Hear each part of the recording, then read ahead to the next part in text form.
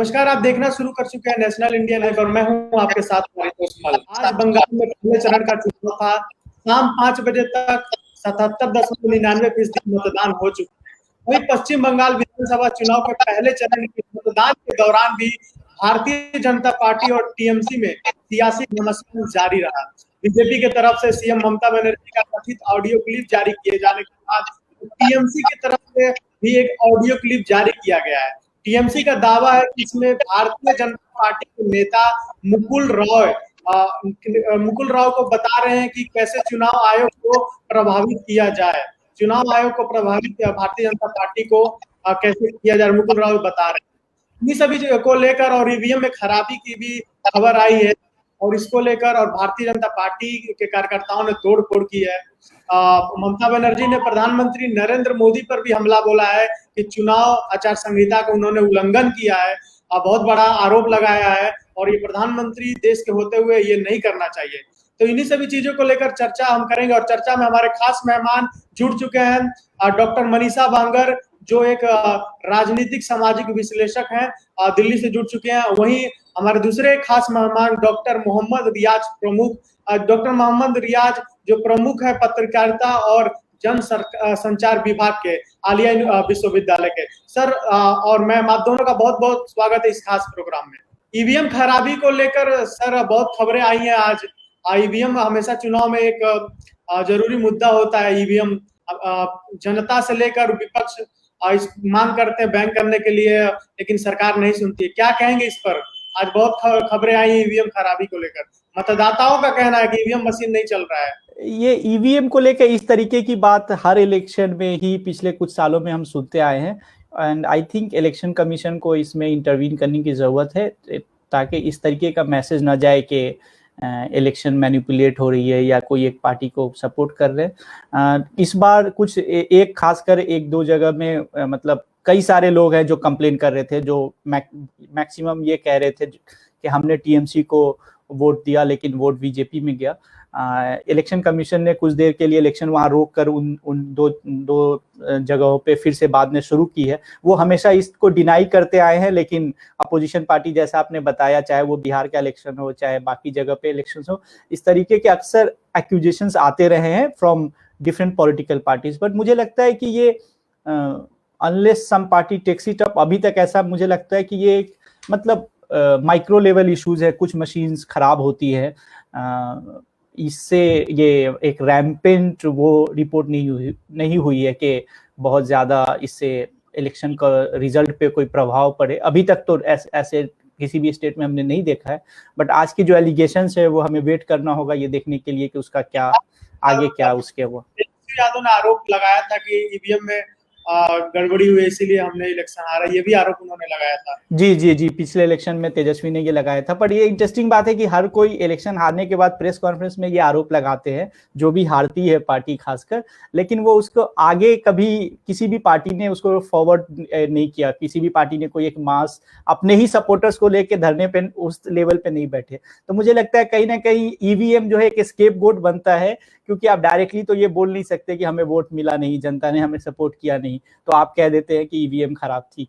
तो मुझे लगता है कि अभी ये हर पार्टी करती है, ऐसा नहीं है कि सिर्फ टीएमसी कर रही है या आरजेडी ने किया है। ये बीजेपी भी जब 2004 से 9 और 14 के पहले जब हारते थे, 2009 का फेमस है अडवाणी जी और इन लोगों ने इस तरह के एलिगेशंस लगाए थे, तो कई बार कोर्ट में भी पिटीशंस गई है। बट अभी तक हमें रैम्पेंट इस तरीके की नहीं मिली है। इंटरेस्टिंग चीज मैं जो नोट कर रहा था, जो देखने की है कि जब भी ईवीएम में टेक्निकल फॉल्ट की बात होती है तो बात ये होती है कि कांग्रेस को या टीएमसी को या आरजेडी को वोट दिया था और वो वोट बीजेपी में जा रहा है। तो ऑफ कोर्स ये कहीं ना कहीं क्वेश्चन रेज करता है इलेक्शन कमीशन के ऑब्जेक्टिविटी और क्रेडिबिलिटी को। और I think election commission need to come out clean. हर बार अगर ऐसे एलिगेशंस हो रहे हैं तो ये कहीं ना कहीं उन पे भी एक सवाल तो जरूरी उठते हैं। इस बार एक चीज और हुई है, ये बिहार में भी इस तरीके की कुछ रिपोर्ट्स आई थी कि टीएमसी ने अपने ऑफिशियल ट्विटर हैंडल से उन्होंने ट्वीट किया है कि कैसे with in few minutes 15-20 minute में जो है जो वोटिंग नंबर्स दिखा रहे थे वो वोटिंग कम हो गई है। कि मतलब पहले दिखाया ज्यादा वोट हुई है फिर कम हो गई है। तो ये सब एलिगेशंस है, काउंटर एलिगेशंस, ये हर इलेक्शंस में होते हैं। हमें इसको तुरंत इस पे कुछ कंक्लूड नहीं कर लेना चाहिए, हमें वेट करना चाहिए। आपने जैसा शुरुआत में ही कहा, 5 बजे तक की जो हमारी रिपोर्ट है, ऑलमोस्ट 80% बंगाल में वोटिंग हुई है।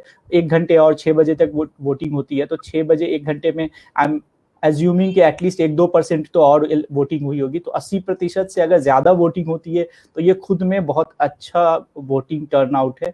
नाउ इसके कई मतलब लोग निकालेंगे कि वोटिंग जब ज्यादा होती है तो चेंज के लिए होती है और इस तरीके की चीजें, लेकिन आप देखेंगे तो एक पैटर्न रहा है पिछले कुछ सालों से, हर बार वोटिंग पहले से कंसिस्टेंटली बढ़ती गई है। तो मुझे लगता है कि हमें अगेन तुरंत कंक्लूड नहीं कर लेना चाहिए कि चेंज हो रहा बंगाल में।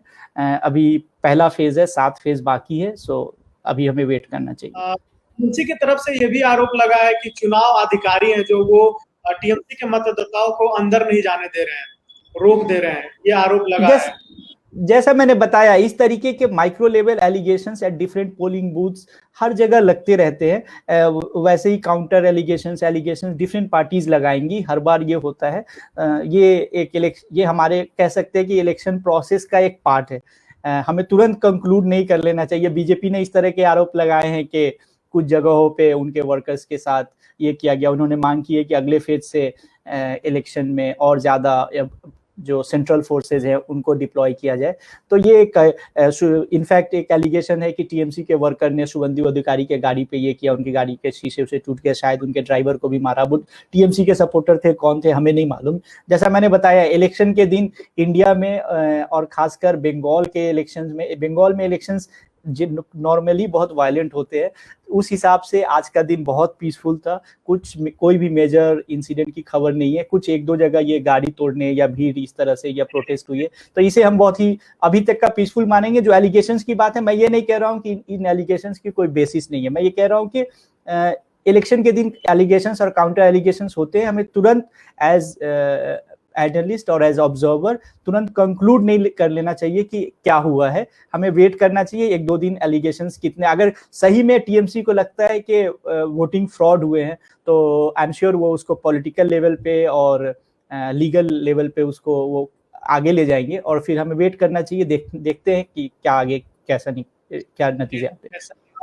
मनीषा मैम, मैं आपके पास आना चाहूंगा और आपसे सवाल करना चाहूंगा।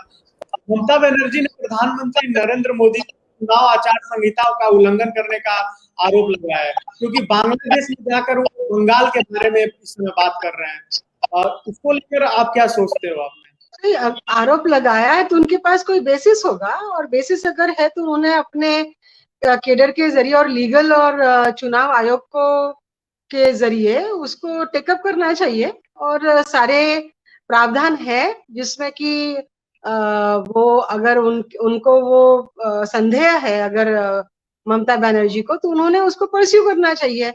वो कोई मिस्टर मोदी के खिलाफ की बात नहीं है, वो जो पार्टी है बीजेपी पार्टी को लेकर, और उनके प्रमुख होने के नाते उनका जो रुख इख्तियार किया मोदी जी ने, उसके लिए अगर वो बोल रही है तो वो पूरा ball is in the court of Mamata Banerjee, because then she has to take it up with the appropriate authorities. EVM के बारे में मैं ये कहना चाहूंगी कि मैं बिल्कुल अग्री करती हूँ मोहम्मद रियाज के कथन पर कि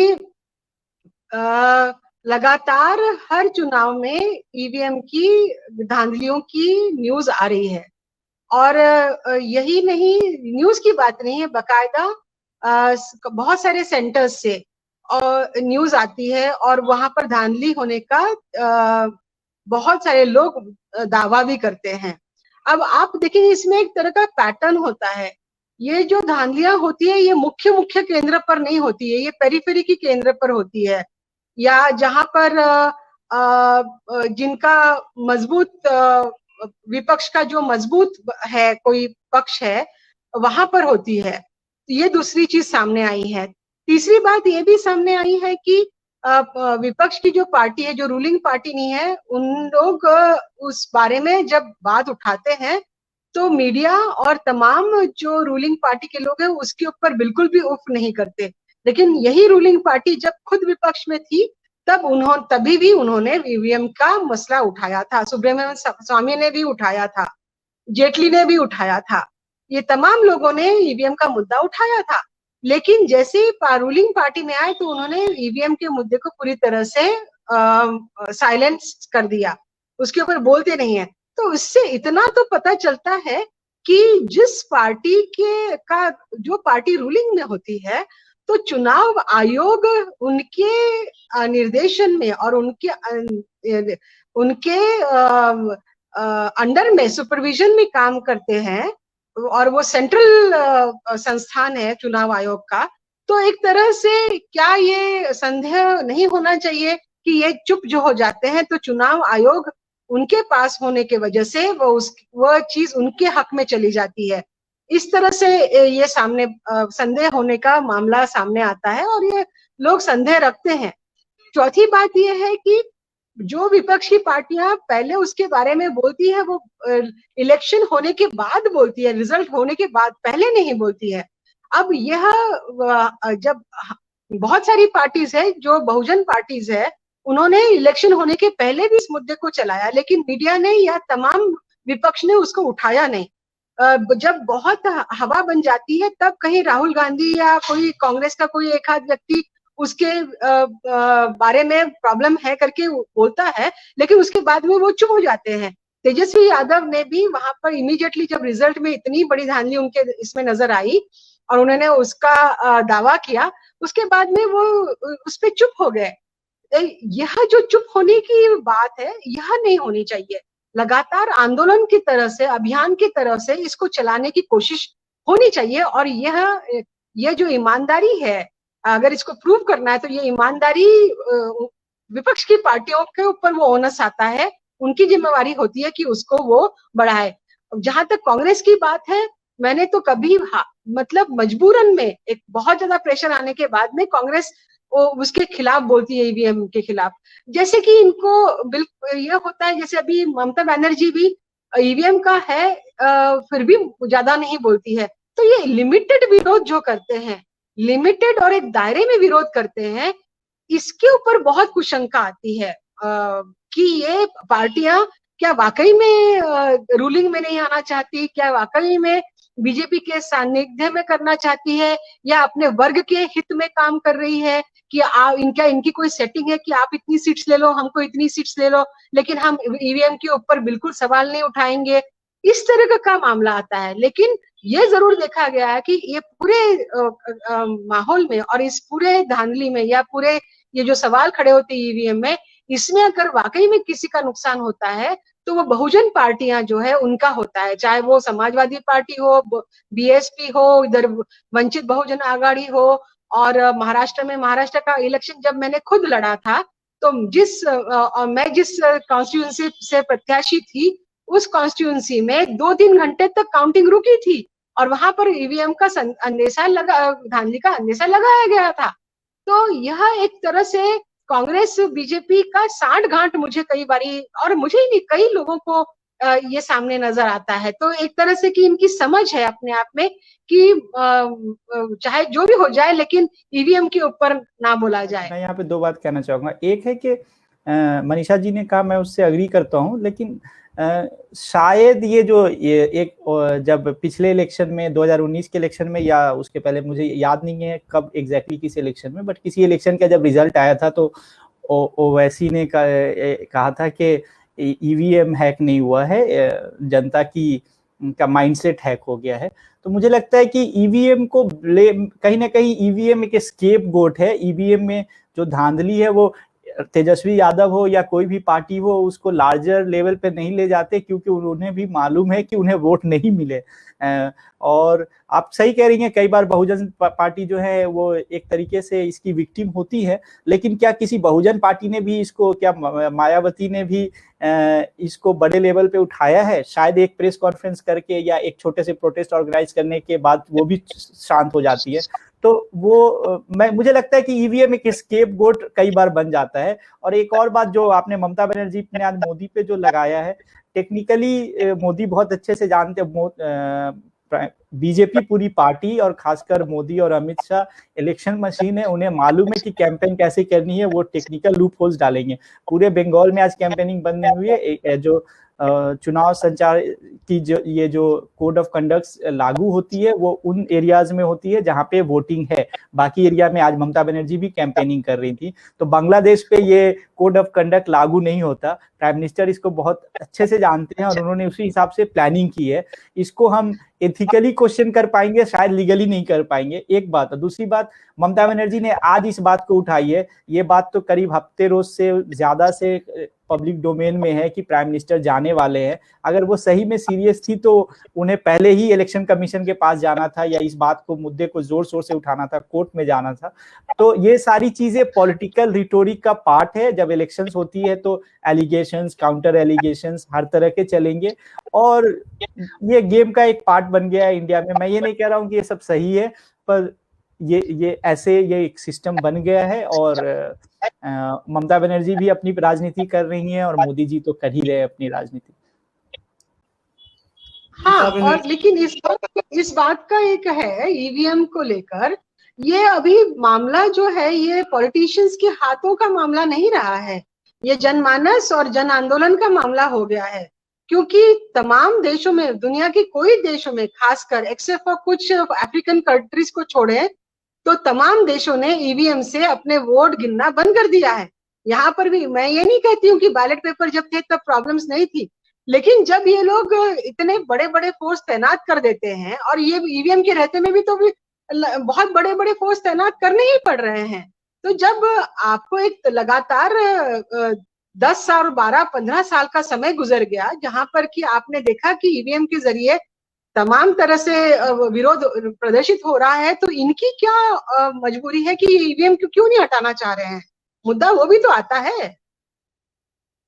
जरूर। एक मुद्दा और था जो मैं डायरेक्टली आपके क्वेश्चन से रिलेटेड नहीं है परितोष जी, लेकिन मैं बोलना चाहूंगा यहाँ पे कि ओवरऑल इलेक्शन कमीशन पे जो है एक क्वेश्चन मार्क है। इसको, ये सिर्फ ईवीएम की बात नहीं है, ओवरऑल कितने इलेक्शन कमीशन कितनी ऑब्जेक्टिव है पिछले कुछ सालों में और खासकर कितने बायस्ड है in favour of one party, इस पे एक सवालिया निशान जरूर है। और खासकर पिछले कुछ सालों में हम कह सकते हैं टीएन सेशन के बाद धीरे धीरे इलेक्शन कमीशन की एक बहुत ही स्ट्रॉन्ग एक क्रेडिबिलिटी बनी थी, उनकी इंडिपेंडेंस, उनकी ऑब्जेक्टिविटी को सराहाया जा रहा था। और मैं ये नहीं कहूंगा कि इलेक्शन कमीशन की अब कोई वैल्यू नहीं रह गई है, लेकिन जैसे हमने देखा है पिछले कुछ सालों में 2014 के बाद खास करके, ऐसा नहीं है कि पहले इस तरह के एलिगेशंस नहीं लगे हैं, लेकिन सीबीआई पे या दूसरे जो गवर्नमेंट एजेंसीज हैं उस पर पहले भी इस तरह के आरोप लगते रहे, बट 2014 के बाद खास करके ऑलमोस्ट हर इंस्टीट्यूशन कहीं ना कहीं लगता है कि कॉम्प्रोमाइज्ड हुई है और वहां पे इलेक्शन कमीशन भी इससे बचा नहीं है। ये और सिर्फ जो मनीषा जी ने बोला कि जो ईवीएम यूज होना चाहिए या नहीं होना चाहिए वो तो एक अलग मुद्दा है, एंड ऑफ कोर्स उसको एक बड़े लेवल पे ले जाने की जरूरत है, लेकिन ओवरऑल भी इलेक्शन कमीशन की क्रेडिबिलिटी पे सवाल पिछले कुछ सालों में खासकर बहुत ज्यादा उठते आए हैं। और मुझे लगता है कि इस तरीके के जब एक्शंस होते हैं, जब इस तरह के, एक जो चीज है कि अगर मैं हाइपोथेटिकली मान लूं कि ईवीएम सही भी है, तो ऐसा कैसे है कि एमपी से लेकर बंगाल कहीं भी इलेक्शन होता जो डिफॉल्ट वोट जो है वो बीजेपी को ही जाता? क्या वो जो मशीन चेक करने वाले वो भी हमेशा सेटिंग पहले क्या बीजेपी को ही करते? तो ये उनकी ऑब्जेक्टिविटी और उनकी क्रेडिबिलिटी पे सवाल तो जरूर खड़ी करती है। और हमें मतलब इलेक्शन कमीशन को और गवर्नमेंट को इस पे क्लीन आने की जरूरत है। मैं इससे सर, जैसा कि आपने बताया कि इलेक्शन कमीशन के सवाल, इस मामले में एक इंटरेस्टिंग बात ये भी आई हुई है, हालांकि ये प्रूव नहीं की गई है, मगर कुछ उसका कनेक्शन इस तरह से लगता है कि जब फार्मर्स प्रोटेस्ट थे और रिलायंस टावर्स बहुत बड़ी भारी तादाद में तोड़े गए थे, उसके बाद में जो पंजाब में इलेक्शंस हुए तो वो कह रहे हैं कि पंजाब के जो ईवीएम की गड़बड़ी थी वो नहीं हुई क्योंकि रिलायंस के टावर्स को तोड़ा गया। तो ये सारी चीजें हैं और ये काफी इंटरेस्टिंग है। और इनका टेक्नोलॉजिकली किस तरह से ईवीएम में इन चीजों का यूज हो रहा है वो तो हम जानते ही हैं।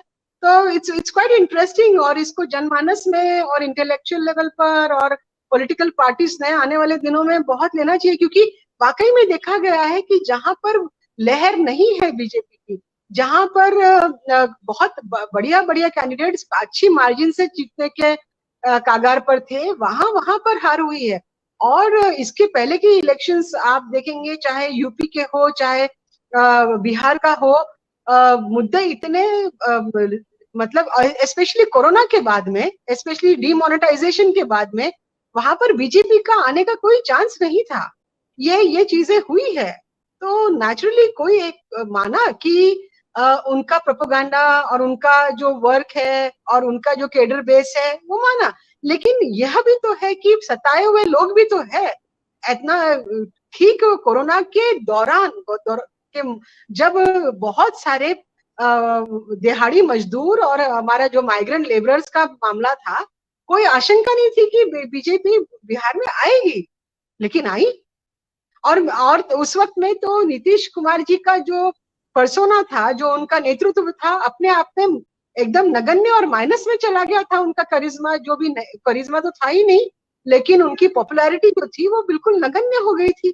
तो ये सारी चीजें हैं। तो मैम, ईवीएम को लेकर आपने जो बोला, पंजाब में कैसे भारतीय जनता पार्टी हार गई, तो ईवीएम पे सवाल उठ रहे थे, लेकिन यहाँ कैसे हार गई, ये भी बात गौर करने वाली है।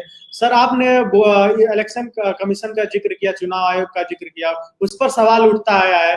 अभी पिछले बार बिहार में चुनाव थे, हिलसा विधानसभा बहुत नाम हुआ, शक्ति सिंह वहां से कैंडिडेट थे, उनको जीत दे दिया गया। फिर ये बोला गया कि जो वोट है, जो बैलेट पेपर से वोट है, वो रद्द होने के कारण आप हार चुके हैं। तो इसको लेकर भी सर सवाल उठता है, बस ईवीएम पे नहीं, बैलेट पेपर पे भी। खैर, आगे बढ़ते और आज के मुद्दे पे आते हैं। तरीके से वोटिंग हुआ है, आप बंगाल में काफी समय से हैं, बंगाल में के वोटरों को अच्छी तरीके से जानते हैं, वहां के राजनीति को अच्छी तरीके से जानते हैं। तो सर, आज जो वोटिंग हुआ है, हवा किधर है, आपको क्या लगता है? आज जो वोटिंग, जो पहले फेज की वोटिंग हुई है, वो 5 डिस्ट्रिक्ट जो है, जो जंगल महल एरिया जो है, जंगल महल एरिया के 5 डिस्ट्रिक्ट जो है, वहां आज वोटिंग हुई है। मेरे ख्याल से लगभग 30 सीट पे आज वोटिंग हुई है। और एक चीज बता दें कि 2016 में इन एरिया से मैक्सिमम सीट टीएमसी को मिली थी, लेकिन 2019 का जो लोकसभा इलेक्शन हुआ था, वहां अगर हम ये जो 8 फेज में इलेक्शन है, अगर हम उसको बांट के देखें, तो ये जो एरिया है, जो फर्स्ट और सेकेंड फेज का जो इलेक्शन है, ये मैक्सिमम जो बीजेपी को जो सीट्स आई थी वो इस एरिया और नॉर्थ बंगाल से आई थी। तो इलेक्शन कहीं ना कहीं इस तरीके से प्लान है कि जो सबसे बीजेपी का स्ट्रॉन्ग एरिया था, वहां आज इलेक्शन है, और नेक्स्ट फेज जो उससे, और इस तरीके से हम चलते जाएंगे। तो आज के पहले दिन, जो पहले आज और जो नेक्स्ट फेज, 2 फेज के जो इलेक्शन है, वो एक तरीके से अगर हम 19 के इलेक्शन को बेसिस माने, क्योंकि 16 का इलेक्शन अब बहुत ज्यादा मायने नहीं रखता। ये 19 में एक नई चीजें हमने देखी, पहली बार लोकसभा में बीजेपी को 18 सीट आई है बंगाल में। तो 19 के इलेक्शन को अगर हम बेसिस माने, तो ये बीजेपी का one of the strong area में जो है आज इलेक्शंस हुए हैं। लेकिन एक जो खास बात है जो ध्यान में रखने की है, वो ये है कि पिछले कुछ दिनों से, खासकर पिछले हफ्ते 10 रोजों से, ममता बनर्जी जो है टीएमसी ने, वो उन्होंने खास फोकस इस रीजन पे ही रखा है, जो कि नेचुरल है। पहले फेज का इलेक्शन था, तो कई सारी रैलियां की है उन्होंने, कई सारे प्रोग्राम्स, पीपल्स कॉन्टैक्ट प्रोग्राम किए। दूसरी बात है कि 19 के बाद जो नई चीजें हुई थी, कि जो ममता बनर्जी ने पिछले कुछ महीने में दुआरे सरकार उनकी स्कीम चली, और उसके तहत खासकर जो डोर टू डोर इसकी कैंपेन थी एक तरीके की, और उसके तहत स्वास्थ्य साथी स्कीम के तहत लोगों को मेडिक्लेम की हेल्थ इंश्योरेंस कार्ड बांटी गई है। उसके अलावा जो टीएमसी का मैनिफेस्टो देखेंगे, तो उस मैनिफेस्टो में एक अच्छा खासा, ये जो 5 जो जंगल महल का एरिया है, वहाँ आदिवासी और शेड्यूल कास्ट, उसमें खासकर नमशूद्रा जो मटुआ कम्युनिटी है, वो बहुत इंपॉर्टेंट है। तो मैनिफेस्टो में भी टीएमसी के अच्छा खासा जो फोकस है, वो एससी और एसटीज कम्युनिटीज पे, जो बहुजन समाज है, उनके ऊपर है। तो कहीं ना कहीं टीएमसी, खासकर ममता बनर्जी, ये कोशिश कर रही है कि वो 16 का परफॉर्मेंस तो ये श्योर है कि रिपीट नहीं होगा टीएमसी के लिए, लेकिन अगर 19 में जो लोकसभा में वोट्स मिले थे बीजेपी को, उसमें अगर वो कुछ परसेंट का भी डेंट कर पाती हैं, कुछ परसेंट भी वोट अगर इधर से उधर स्विंग हो पाए, वो उनकी पूरी कोशिश इसमें है। जहां तक मुझे जो ग्राउंड की रिपोर्ट थी या टीएमसी के जो इंटरनल्स जो रिपोर्ट्स जो मुझे पता चली, जहां तक कि उनको भी ये था कि जैसे एक हफ्ते पहले तक उन्हें लग रहा था कि बहुत ज्यादा शिफ्ट दिखता उन्हें नहीं दिख रहा था, लेकिन कहीं ना कहीं टीएमसी बहुत कोशिश कर रही है। अगर आपने ममता बनर्जी के कैंपेन को फॉलो किया है तो खासकर वो अपनी रैलियों में कैंडिडेट्स को जो इंट्रोड्यूस करती थी, बहुत ही जैसे एक सर अभी आपने SC ST OBC का जिक्र किया, बहुजन समाज का जिक्र किया, टीएमसी के मैनिफेस्टो में ध्यान रखा गया है, तो सर इसी से मन में एक सवाल आया है कि क्या बस मैनिफेस्टो उनको फिनिश करने दो, वो बता रहे थे, ही इज टेलिंग दैट उनको फिनिश करने दो। तो अच्छा मैं फिनिश कर लेता हूँ, फिर आप अपना सवाल उसको याद रख नोट करके रखिएगा। तो जो बहुजन समाज पे जो एक तरीके से फोकस है, खासकर मटुआ कम्युनिटी और दूसरे जो SC और ST कैटेगरीज में, बल्कि SC ST कैटेगरीज भी एक वो है, क्योंकि कुछ कम्युनिटीज हैं जो ST लिस्ट में नहीं है, तो उन्होंने जैसे मैनिफेस्टो में प्रॉमिस किया है कि, और जो बीजेपी ने भी बाय द वे प्रॉमिस किया है बाद में, जो उनके मैनिफेस्टो थे कि इनको SC ST कम्युनिटी में या इनको OBC लिस्ट में लाने की कोशिश हम करेंगे या सेंट्रल गवर्नमेंट से हम अपील करेंगे, इस तरीके की बात। तो फोकस उनका जो है वो इस पे रहा है। और एक जो मैं बात बता रहा था कि पिछले कुछ दिनों में जो कैंपेन ममता बनर्जी अपनी स्पीच में सुनेंगे, बहुत ही जो ये हर जगह का फिनोमेना है जो मोदी जी भी करते हैं एक तरीके से, कि बहुत ही सेंट्रलाइज कैंपेन होने लगी एक लीडर के इसमें। तो ममता बनर्जी जो है वो कई सारे कैंपेन में, मैंने एटलीस्ट 2-3 स्पीचेज उनके सुनी जहां पे वो कह रही थी कि कैंडिडेट का नाम इंट्रोड्यूस करने के बाद साथ साथ वो कहती ये कैंडिडेट मानो कि मैं कैंडिडेट, बांग्ला में वो बोलती कि मैं ही कैंडिडेट हूं, ऐसा मान लो, आप इनको वोट दोगे मतलब मुझे वोट दोगे, ये जीतेंगे तो मेरी सरकार बनेगी। तो कहीं ना कहीं अपने को सामने रखकर, ये एक इसलिए भी जरूरी है कि 10 साल की सरकार थी तो एंटी इनकम्बेंसी नेचुरल है कि एक एंटी इनकम्बेंसी एक सर्टेन लेवल पे होगी। दूसरी बात है कि लोकल लेवल पे थोड़े करप्शंस के भी चार्जेस रहे हैं, थोड़े नहीं, उसको अपोजिशन ने खासकर भुना के इस इलेक्शन में बड़ा मुद्दा बना दिया है कि लोकल लेवल पे जो कट मनी और टोलाबाजी, ये जो करप्शन के चार्जेस इस तरह के लगते रहे, तो उसको काटने के लिए, लेकिन ममता बनर्जी की पॉपुलैरिटी और ममता बनर्जी की इमेज पे कहीं कोई डेंट नहीं है, ये हर सर्वेज बताती है। और उसका उसको भुनाने के लिए उन्होंने हर कैंपेन में अपने को सामने रखकर उन्होंने कैंपेन करने की, ममता बनर्जी सेंट्रिक कैंपेन शुरू से ही जो उनकी जो इलेक्शन स्ट्रेटेजिक टीम जो प्रशांत किशोर की है, उन्होंने बनाने की कोशिश की है। और इसको जैसा मैंने बताया 16 का जो रिजल्ट है वो तो रिपीट नहीं होगा, बट ऐसा नहीं कि 19 की तरह ऑलमोस्ट क्लीन स्वीप बीजेपी इस फर्स्ट फेज की बात कर रहा हूं मैं, फर्स्ट फेज में कर पाएगी। जो जिस तरह की ग्राउंड रिपोर्ट्स आ रही थी कल तक, आज तो अभी जस्ट वोटिंग खत्म हुई है तो आज की मुझे बहुत ज्यादा रिपोर्ट नहीं है शाम तक की, बट जो दोपहर तक जिस तरीके की चीजें आ रही है सामने के, मिक्स रहेगा। बट कहीं ना कहीं ये फर्स्ट फेज, जैसा मैंने बताया कि अगर बीजेपी अच्छा परफॉर्म करेगी तो ये वन ऑफ द रीजन है जहां बहुत अच्छा परफॉर्म करेगी। तो इस फेज में कहीं ना कहीं बीजेपी को एज होगा शायद in terms of number of seat, but ऐसा नहीं है कि क्लीन स्वीप होगा। जो अलायंस करने के बाद कोशिश जो लेफ्ट और कांग्रेस और ISF का जो अलायंस है और दूसरी जो छोटी पार्टियों का अलायंस है, मुझे लगता है कि कुछ 1-2 सीट, कुछ सीटों पे उनका भी एक ये रहेगा और ओवरऑल मिक्स रहेगा। लेकिन इस फेज में अगर हम 30 सीट की बात करें तो कहीं ना कहीं लगता है कि बीजेपी का एक एज हो सकता है। और खासकर एक चीज और ध्यान रखने की जरूरत है, आज 27 तारीख पहला दिन, जब इस इलेक्शन में जैसा मैंने बताया कि नमशूद्र में मटुआ कम्युनिटी का वोट खासकर बहुत मायने रखता है फर्स्ट फेज और सेकेंड फेज में। आज मोदी जी बांग्लादेश में जसोर में जो काली बाड़ी है, जो काली मंदिर है, जो कि मटुआ कम्युनिटी के लिए बहुत इंपॉर्टेंट, बहुत ही सिग्निफिकेंट एक मंदिर है, जैसा कि आपको मालूम होगा कि जो मटुआ कम्युनिटी है ये मेनली आज का जो बांग्लादेश है और खासकर जसोर डिस्ट्रिक्ट और उसके आसपास के जगहों के हैं और रहने वाले थे ओरिजिनली, जो 47 के बाद और कई फेजेस में वहाँ से प्रोसिक्यूशन की वजह से वो एक यहाँ माइग्रेट किया है उन्होंने। और एक सीए का जो मुद्दा है वो खासकर इस कम्युनिटी के लिए एक अलग मायने रखता है, क्योंकि उन्हें सिटीजनशिप दी जाएगी इसके लिए। तो ये एक वादा है। लेकिन मैं फिर बार बार रिपीट कर रहा हूँ कि 19 का जो रिजल्ट था उससे वो बीजेपी का कहीं ना कहीं एक तरीके से बंगाल में one of the best performance, मतलब बेस्ट तो था ही, बट मुझे लगता है वो जैसे 2014 में यूपी में जो बीजेपी का परफॉर्मेंस था वो बेस्ट था, तो उन्हें मालूम था कि 19 में हमारी सीट कम ही होगी। तो मुझे लगता है 19 का इलेक्शन बंगाल में जो लोकसभा था वो कहीं ना कहीं बेस्ट था। तो वो सेम परफॉर्मेंस बीजेपी नहीं दे पाएगी। कुछ उनके वोट जो मैंने रीजंस दिए उसकी वजह से फिर से कम हो सकते और उसका डायरेक्ट इफेक्ट हमें सीट पे देखने को मिल सकता है। हम कंक्रीट तो कुछ कह नहीं सकते, बट हमें रिजल्ट में मिल सकता है। आप सवाल पूछ रहे थे, अब आप पूछ लीजिए। सर मेरा सवाल ये था, आपने बोला मैनिफेस्टो में एससी एसटी ओबीसी के बारे में ममता बनर्जी ने ध्यान दिया है, तो मैनिफेस्टो की बात नहीं है, जीत के जब वो आती है तो उस समय बहुजन समाज के साथ जस्टिस कर पाती है, करना चाहिए। मैनिफेस्टो में तो हर कोई बात करता है, लेकिन जीतने के बाद क्या बहुजन समाज के साथ उस तरीके का जस्टिस होता है टीएमसी की सरकार में, या वो करती हैं? देखिए जो ममता बनर्जी की पॉपुलैरिटी अगर है अभी भी, तो वो मोस्टली उनको जो भी वोट आएंगे अल्पसंख्यक समाज और बहुजन समाज से ही, एससी और एसटी कम्युनिटी के वोट्स और रूरल वोट्स उनको ज्यादा आएंगे। अर्बन में कलकत्ता में शायद क्योंकि बीजेपी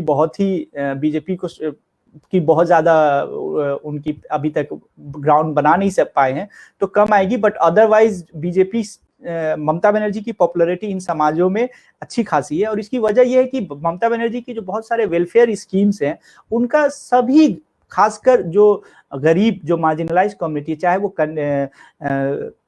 सबूत साथी हो, कन्याश्री हो या दूसरे जो फ्री राशन की स्कीम है, ये हर कम्युनिटी जो मार्जिनलाइज्ड है, जो गरीब है, उनको कुछ ना हद तक पहुंचता है। बट ये कहना कि वो एक कम्युनिटी के लिए उन्होंने सब कुछ कर दिया, तो वो तो कोई भी कम्युनिटी मैं नहीं कहूंगा कैसा है, बट खासकर 19 के बाद उनकी जो आउटरीच रही है बहुजन समाज को लेके, बहुत सीरियस आउटरीच करने की कोशिश करी है। जैसे एक मैं एग्जांपल दूं, मनोरंजन व्यापारी कल बंगाल के सर्कल में एक बड़े इंटेलेक्चुअल है।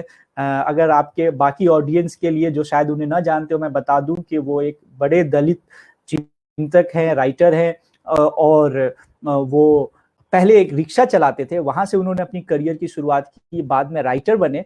और बंगाल शायद पहला राज्य है जहां पे एक दलित अकेडमी है।